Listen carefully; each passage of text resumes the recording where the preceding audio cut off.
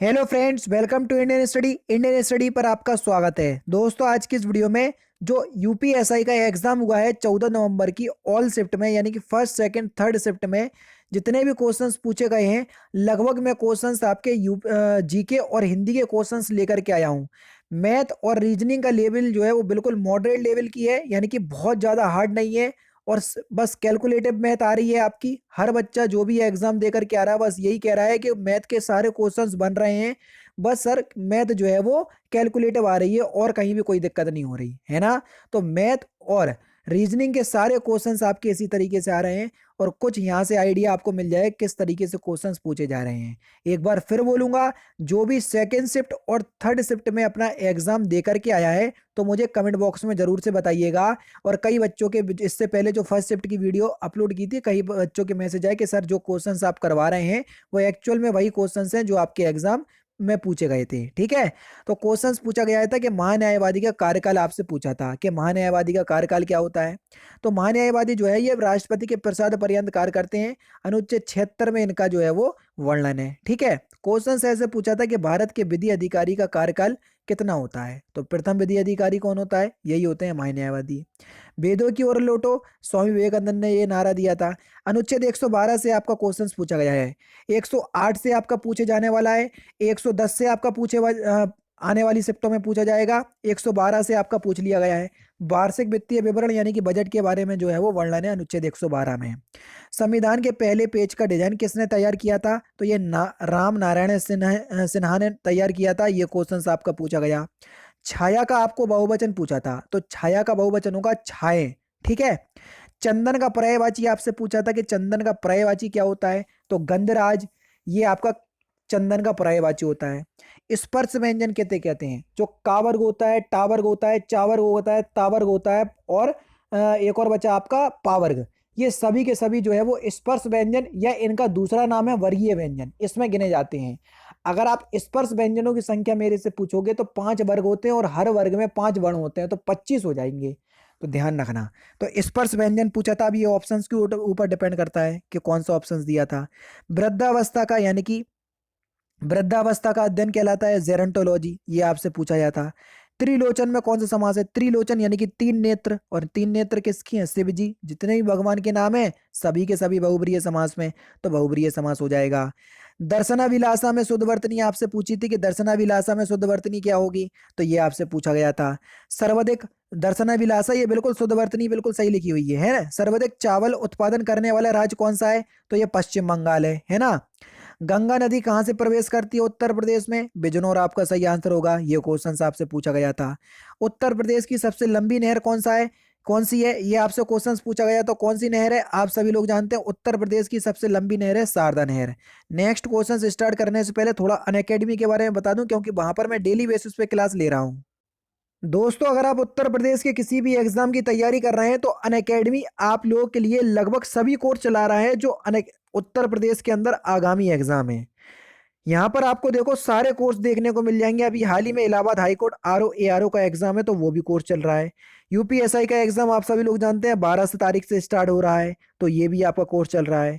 UP TET 2022 के लिए आएगा एग्जाम, ये भी कोर्स देखने को मिल जाएगा। लेखपाल, बीईओ और यूपी पुलिस कांस्टेबल की जो वैकेंसी आई है या आने वाली है उसके लिए भी आपको आगामी कोर्स देखने को मिल जाएगा। यानी कि उत्तर प्रदेश में वो आगामी एग्जाम जो आ रहे हैं और या जो चल रहे हैं, सभी कोर्स आपको अनअकैडमी पे देखने को मिल जाएंगे।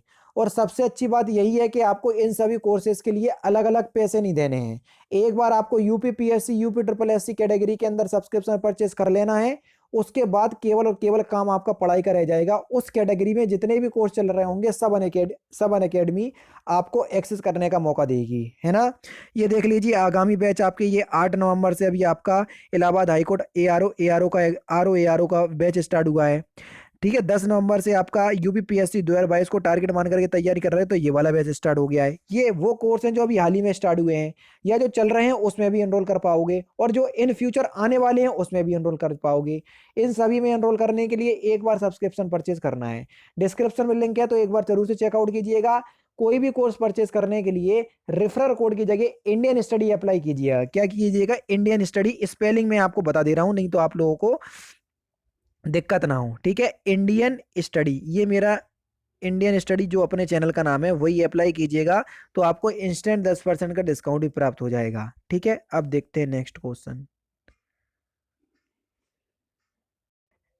अच्छा, ये क्वेश्चंस ध्यान रखो बच्चे, बता नहीं पा रहे हैं लेकिन मोटर वाहन अधिनियम से एक प्रश्न डेली आ रहा, तो इस बात को थोड़ा ध्यान रखना। डेली बेसिस पे आपका मोटर वाहन अधिनियम से एक क्वेश्चंस पूछा जा रहा है, तो इस बात को ध्यान रखना। ग्राम सभा का अनुच्छेद आपसे पूछ लिया गया था कि ग्राम सभा के लिए अनुच्छेद कौन सा है, तो ग्राम सभा के अनुच्छेद आपका 243 है, 243 का ए है ना। ये क्वेश्चंस आपसे पूछ लिया गया है।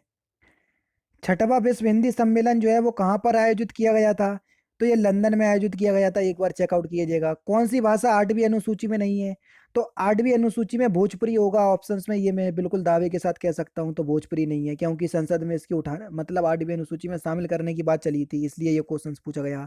सूरदास की भाषा कौन सी है, सदुक्कड़ी, ये आपसे पूछा गया था।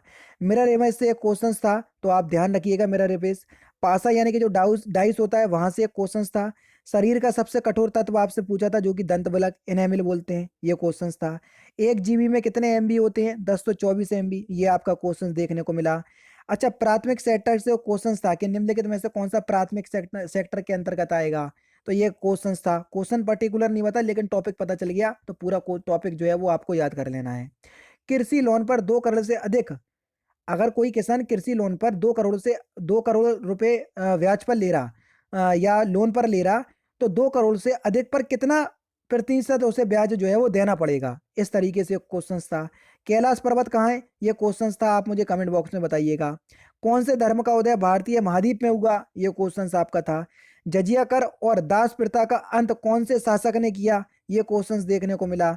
और नमक नमक सत्याग्रह में गांधी जी की गिरफ्तारी के बाद जो नमक सत्याग्रह चलाया गया था 1930 में, गांधी जी की गिरफ्तारी के बाद नमक सत्याग्रह का नेतृत्व किसने किया था, ये क्वेश्चंस आपको देखने को मिला। तो थर्ड लेवल के जो क्वेश्चंस थे वाकई में और 2 शिफ्टों से थोड़े से हार्ड आ रहे हैं, ये क्वेश्चंस आपके थर्ड शिफ्ट के थे। ये अब कुछ फर्स्ट शिफ्ट के क्वेश्चन हैं। महिलाओं के लिए सबसे पहले विश्वविद्यालय किसने खोला या कहाँ किसने खोला, तो महर्षि कर्वे ने खोला था 1916 में। ठीक है, डीआई से 3 क्वेश्चंस आ रहे हैं, मैंने सुबह वाली शिफ्ट में बता ही दिया था। यशोधरा किसकी रचना है, तो ये मैथिली शरण गुप्त की रचना है। प्रत्यय शब्द के अंत में कहाँ पर लगता है, तो शब्द के अंत में लगता है प्रत्यय, है ना, जो कि शब्दांश होता है। कमल का पर्यायवाची जलज, पंकज, तो जो भी आपका ऑप्शंस में दिया उस तरीके से लगा सकते हैं। यथाशक्ति में कौन सा समास है, अव्ययीभाव समास है, ये क्वेश्चंस देखने को मिला। अर्जन का विलोम शब्द होगा आपका त्यागना, तो अर्जन का विलोम शब्द आपसे पूछा था। कामायनी के लेखक कौन है, जयशंकर प्रसाद, ये क्वेश्चंस देखने को मिला। राम पर यानी कि जो राम भगवान है उन पर सबसे ज्यादा रचना किसने लिखी, आप सभी लोग जानते हैं, तुलसीदास ने, तो ये क्वेश्चन देखने को मिला। अनुच्छेद 24 से आपका क्वेश्चन था शोषण के विरुद्ध अधिकार, जिसमें 6 से 14 वर्ष तक के लिए बच्चों के लिए, या 14 वर्ष से कम उम्र का बच्चा कोई भी कारखाने में काम कर रहा है तो वो अनुच्छेद के संविधान के अनुच्छेद 24 के लिए अनुकूल नहीं होगा। ठीक है, लोकसभा सदस्य के लिए न्यूनतम एज आपसे पूछी थी, जो कि 25 वर्ष होती है। ठीक है, और पद्म विभूषण किसे सबसे पहले पद्म विभूषण किसे प्रदान किया गया था, सो सत्येंद्र नाथ को, तो ये क्वेश्चन पूछा था। अनुच्छेद 148 से क्वेश्चन था कैग का उल्लेख जिसमें मिलता है। ठीक है, कुछ क्वेश्चंस आपके ये भी हैं। महाधिवक्ता के लिए अनुच्छेद पूछा था 165। कौन सी प्राइमरी मेमोरी है, अब बच्चे कह रहे हैं सर इसका आंसर बताओ, बच्चे ये ऑप्शंस के ऊपर डिपेंड करता है, जिसका आंसर है वो मैं डायरेक्टली बता देता हूँ। ठीक है, और इलाहाबाद यूनिवर्सिटी किस वर्ष स्थापित की गई, 23 सितंबर 1887 को। देखो ये क्वेश्चंस का आंसर लिख दिया। महादेवी जी की रचना रश्मि निर्जला किस विधा पर आधारित है, ये क्वेश्चंस पूछा था। एक महावीर प्रसाद द्विवेदी की भी रचना पूछी गई थी सुबह वाली शिफ्ट में। सचिदानंद एक्स से कोई क्वेश्चन था, बच्चे ने बताया, तो ये क्वेश्चन पूछा गया था। आग का पर्यायवाची शब्द आपसे पूछा है, अनिल होता है, पावक होता है, ठीक है, किरसानू होता है, ये आपका होता है। दिशा से 2 क्वेश्चंस पूछ रहे हैं, और मोटर वाहन अधिनियम से यहाँ भी फर्स्ट शिफ्ट में भी एक क्वेश्चंस पूछा गया था। ठीक है, तो दोस्तों ये थे आपके कुछ क्वेश्चंस आपके 14 नवंबर के, जो कि आपके एग्जाम यूपीएसआई में आज पूछे गए थे। ठीक है, सारे ही क्वेश्चंस हमेशा की तरह मैं ऑथेंटिक ही लेकर के आता हूँ। हाँ, लेट जरूर हो गई वीडियो, क्योंकि मैं थोड़ा सा व्यस्त हो गया था, लेकिन वीडियो जरूर आपको मिलेगी डेली बेसिस पे।